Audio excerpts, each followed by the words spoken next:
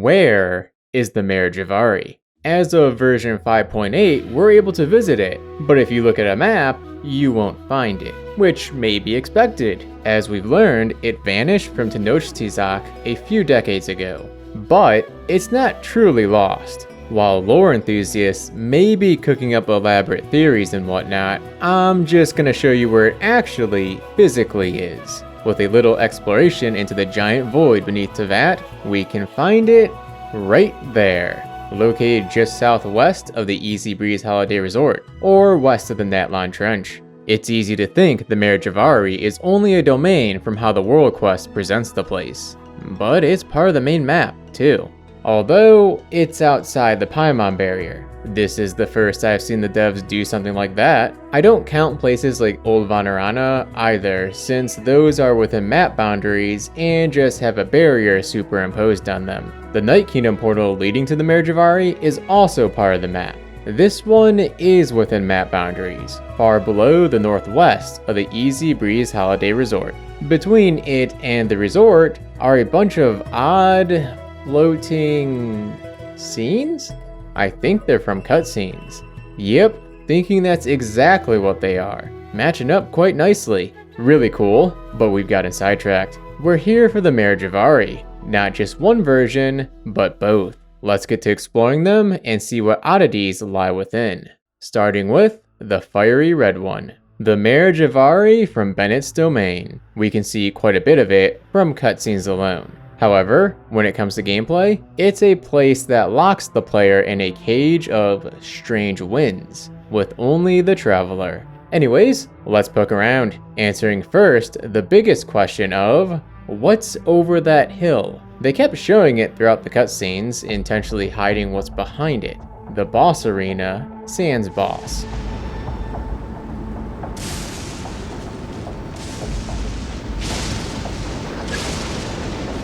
Really? I can't say I'm surprised the strange winds are over here as well. Even though this is an area players aren't supposed to be able to walk around in.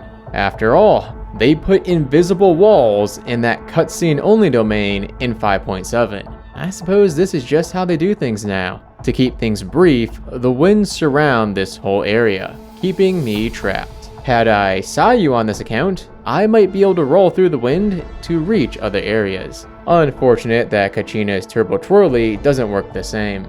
From this ridge, we can see how the domain is set up like a giant stage. Each area the cutscenes take place are plainly visible, no longer obscured by clever camera tricks. Over here is where the domain begins. You can see the ridge we're on from the beginning. Across from it, we have the second area of the domain.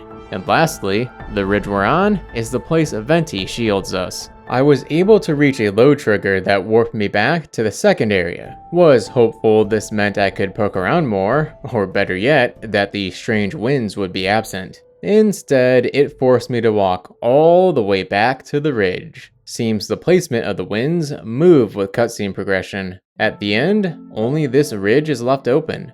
Let us move onto the gray Mare Jivari, where instead of winds, we have the Genshin devs' favorite design tool. Barriers. Seriously, they love to use these more than ever before. They've even started putting ceilings on all of them. But whatever, we're outside it and free to roam as we please. Once far enough outside the barrier, the quest gets confused and moves its marker to the portal of the Night Kingdom portion. That simple change was the start of a long investigation into this place, to figure out if it really was a domain as the game suggests, or some weird state of the main overworld map. After all, if this is a domain, why would they bother putting the Mare Jivari in the overworld? Conclusion? It's a domain, one of those copy of the overworld domains, as seen in Nilou's trial during the Sumeru Archon quest and others. Though it has its differences. I mean, there's no Paimon barrier, for one. Rest of Teyvat looks pretty cool from here. Okay, I know people are going to ask, that giant sphere is part of the Night Kingdom west of the Masters of the Nightwind. The strangest difference between the two Mare Jivaris has to be the damage dealt by the ash effect. By the way, did you know it can't hurt you if you climb on the ash instead of standing on it? That has its own laws. In the red version, it doesn't do much damage and also scales based on your current health, similar to how Xiao's burst depletes health. After an incredibly long time, it'll reach 1, at which point it cannot kill the character. Meanwhile, the gray version outright murders you, after which it spits in your face by teleporting you back to the start of the Night Kingdom part. Why the need for the difference? Well, dying to it lets us see the game's otherwise hidden name for the Mare Jivari and these other areas. Concealed Land of Enigmas. We'll begin with exploring the western side, where something truly unusual happens. Rain in the Mare Jivari.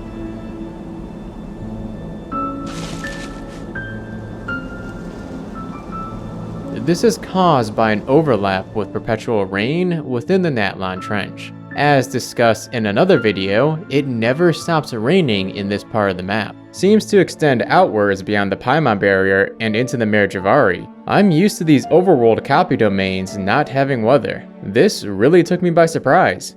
Continuing west, we approach that rocky formation, climb atop it, and promptly run into a teleport barrier. What a drag. We're exploring the north now. Over this way is a spot that'll let us see the Mare Jivari skybox change clearly, as well as below the map.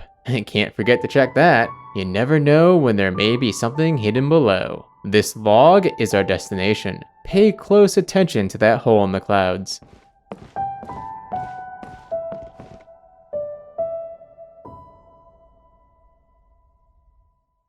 Man, Bakunawa's silhouette looks so cool like this. We'll get a better look in just a second. Walking back across the load trigger, the sky and atmosphere revert. It was at this moment that I had an idea. Could I make it back to the Night Kingdom part from here?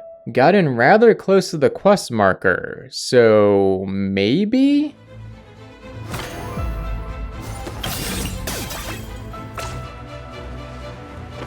Okay, not happening. But there's the better look at our kaiju's silhouette. Looks so darn cool. I don't know why I wanted to make it back to that part when I could just break out of bounds there. Can clearly see the minimap lit up, even though I never activated the Statue of the Seven on this ult account.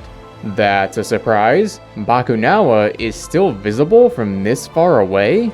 Distance has gotta be close to 1,000. I'm currently below the resort. Speaking of, Bakunawa is our final place to poke around. By going around quest triggers, one can get very close to the monster. If you get too close, it'll teleport you into the cutscene, which will then lead to the fight. But if I were to, say, stand over here and shoot arrows at it,